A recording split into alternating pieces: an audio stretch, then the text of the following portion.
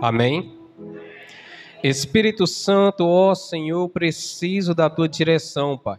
Eu falo isso, ó Senhor, para que cada um que me ouve, Senhor, entenda que a glória é tua, que a exaltação é tua, que tudo te pertence, Pai, para que assim o teu nome seja glorificado, exaltado, adorado, engrandecido para todos sempre, em nome do Senhor Jesus. E a igreja diz amém. Olhe para o seu irmão e diga: Deus está aqui. Confirme para ele mais uma vez: Deus está aqui. O tema que eu vou falar hoje é: o enfermo foi curado para curar.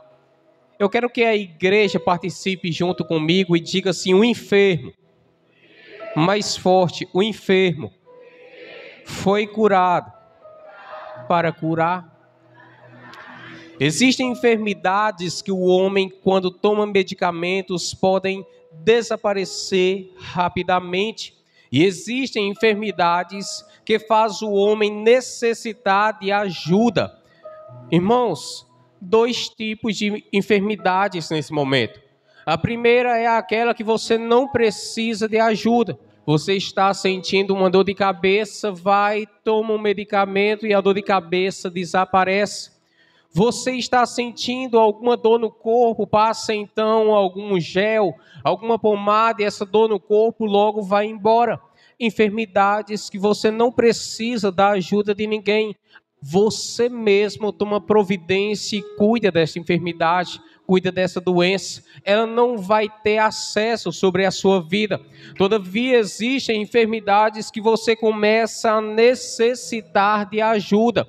Você logo, o seu corpo relaxa, o seu corpo descansa. Um exemplo, quando você pode ter uma febre alta, o seu corpo vai repousar, vai reclinar na cama. Logo você não vai ter forças de se erguer e alguém vai ter que cuidar de você. Se você chegar a uma doença, um nível em que tenha que ir para o hospital, você vai precisar que alguém cuide de você.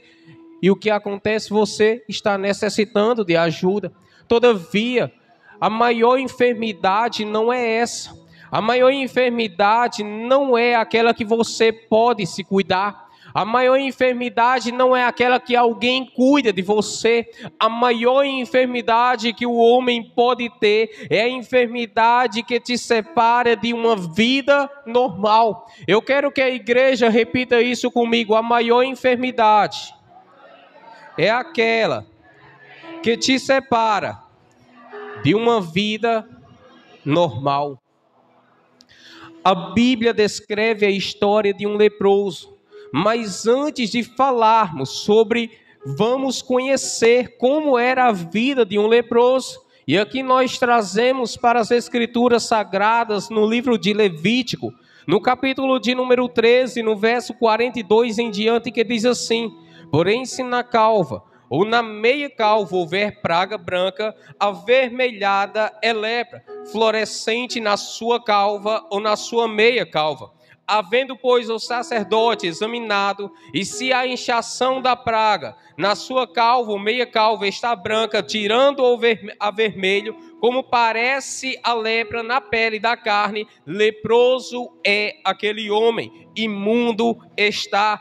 O sacerdote o declarará totalmente por imundo, na sua cabeça tem a praga. Também as vestes do leproso, em quem está a praga, serão rasgadas, e a sua cabeça será descoberta. Ele cobrirá o lábio superior e clamará: imundo, imundo. Todos os dias em que a praga houver nele, será imundo. Imundo está, habitará só. A sua habitação será fora do arraial. E aqui eu peço a atenção dos irmãos para começar a introduzir nessa história. Porque um leproso antigamente era considerado a pior doença. A lepra era considerada a pior doença que poderia existir. De maneira tal que quando uma pessoa estava leprosa, ela tinha que ser separada. separada de uma forma trágica. Qual forma era essa? Ela teria que ser separada do arraial, teria que ficar com alguém que estava da mesma forma. Em outras palavras, pessoas que também estavam leprosas, pessoas que estavam com a mesma enfermidade. Em outras palavras, uma pessoa está leprosa, uma pessoa está doente, agora não vai ficar na comunidade, vai ter que sair da comunidade, vai ter que ser excluso, vai ter que ficar sozinho, porque na comunidade não é aceita, na comunidade não vai ser aceita gente desse tipo. Por quê? Porque está doente. Por quê? Porque está enfermo, e enfermo não é para ficar em nosso meio, enfermo é para ficar longe de nós. Era assim que o leproso era tratado. Tem que ficar longe. Esse doente tem que ficar longe de nós. É separado um lugar para ele. Ele tem que habitar longe. Olha como era triste. É por isso que eu estou dizendo, se a doença que ele tivesse fosse dor de cabeça, ele iria se tratar. Se a doença então fosse uma doença que deixasse ele de cama, alguém vinha e cuidava dele. Mas a doença que ele tinha era se afastar de todo mundo. A vida dele não era mais normal. A vida dele não era mais igual. A vida dele agora era totalmente diferente. Era uma vida diferente. Era uma vida não igual à das outras pessoas. Porque agora a lepra vai tomar de conta de todo o corpo dele. É por isso que eu estou falando que a lepra naquele tempo era a pior doença. Porque quando alguém tinha lepra, a lepra ia começar a fazer com que o corpo daquele que tivesse começasse a corroer. Começasse então a comer o corpo daquela pessoa. E logo então as pessoas que tivessem essa doença iriam perder partes de seus membros. Se estivesse com a mão leprosa, a mão iria cair. Não iria ter mais aquela parte da mão. Se o braço tivesse leproso, iria perder a parte do braço. Em outras palavras, o destino dessas pessoas era a morte. O destino dessas pessoas era a morte. Elas já sabiam disso. Estou com lepra, o meu destino é a morte. Mas a pior coisa é que, antes de morrer, se tivesse o cuidado da família, era bom. Se tivesse o cuidado dos amigos, era bom. Mas não tinha o cuidado de ninguém. Vai morrer sozinha, vai morrer solitária. Por quê? Porque essa enfermidade ninguém quer ter por perto. Porque sabe que é contagiosa. Essa enfermidade é contagiosa, essa enfermidade mata. E agora nós vamos entrar na história desse leproso, do qual ele vê Jesus, no capítulo de número 8 de Mateus, no verso de número 2. O leproso, ele vê Jesus, e ele agora tem que enfrentar isso.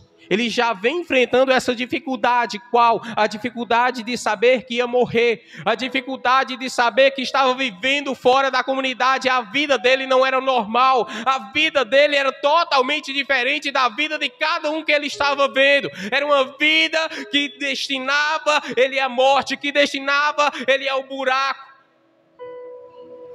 Mas mesmo ele sabendo disso, ele resolve ir até Jesus. A Bíblia vai dizer que quem tocasse em um leproso também estava impuro.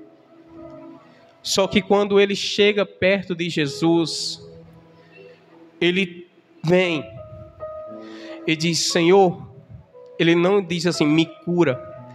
Ele olha para Jesus e diz: se quiseres, está na tua vontade, podes me purificar.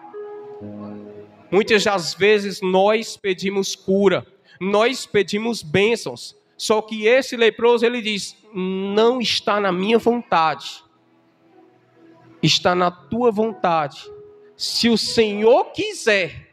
E é isso que nós devemos aprender hoje.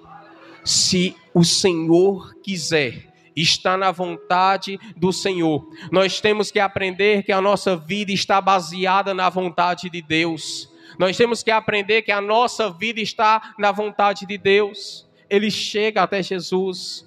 Agora vamos imaginar as pessoas olhando para aquele homem cheio de lepra. Imagina a situação, começa a condenar o que esse homem está fazendo no nosso meio. O que esse homem está fazendo aqui.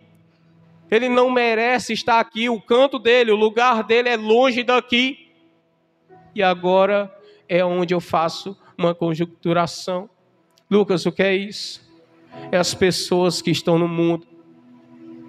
Porque muitos olham para cada uma delas e começam a condenar. Olha, é bandido. O destino é a morte. É prostituta. Não tem vida feliz. O destino vai ser esse. A morte nunca vai ser feliz. Nunca vai se casar com ninguém. Não presta para nada. Joga no lixo. E começa a condenação. Olha, é ladrão. Não presta. Deixa longe. Como se nós fôssemos mais do que alguém. E começa o julgamento. Essas pessoas têm que se manter longe de nós. Essas pessoas têm que se manter longe de nós. Por quê? Porque não presta. Mas tem pessoas que querem ser mudadas. Tem pessoas que querem ser curadas por Jesus. Nós não devemos olhar com olhar de julgamento. Porque se pessoas tivessem olhado, e muitas olharam, com julgamento para o pastor e não tivessem aceitado na igreja, jamais nós estaríamos aqui. Por quê? Porque o Espírito Santo deu chance a ele, deu oportunidade a ele, para que pudesse usar ele a cada um de nós hoje. Quantos estão entendendo essa palavra? O Espírito Santo pode curar você. Eu não estou falando de uma enfermidade que você mesmo pode curar. Eu estou falando em uma enfermidade na alma da qual você não pode ser curada sozinho, não pode ser curado sozinho. Se pessoas se levantaram contra você e disseram não preste para nada, vai ter uma vida infeliz, a vida vai ser de tristeza, a vida vai ser de tristeza até o buraco, até a sepultura, até a morte. Hoje o Espírito Santo te diz, a tua vida depende de mim, está nas minhas mãos.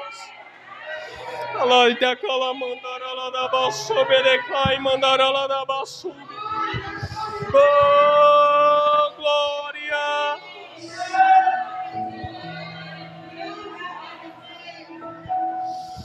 Se muitos tivessem desistido de mim, se o pastor tivesse desistido de mim, se o Espírito Santo tivesse desistido de mim, eu não estaria aqui, eu estaria na sepultura, eu estaria morto. Mas como aquele que me chamou não desistiu e usou pessoas para me ajudar, da mesma forma, eis um recado de Deus: você não está sozinho, você não está sozinha. O Espírito Santo levantou pessoas para te ajudar. Quantos pode glorificar o Senhor por essa palavra?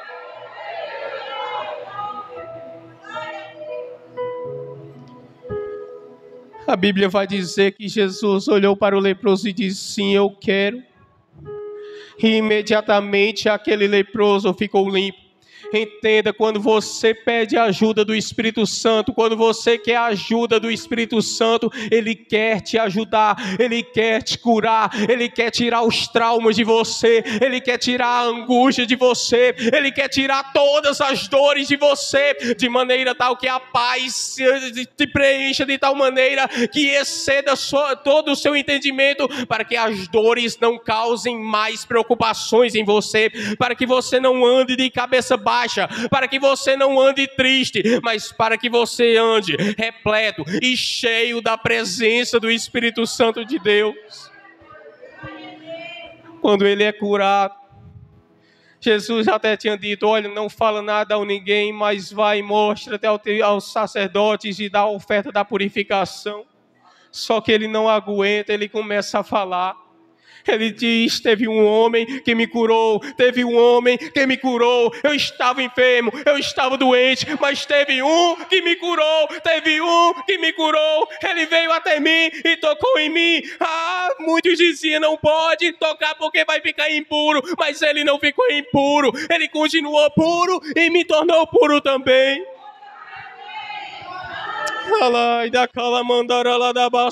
Não importa o que você fez, o que importa é o que você vai fazer daqui para frente.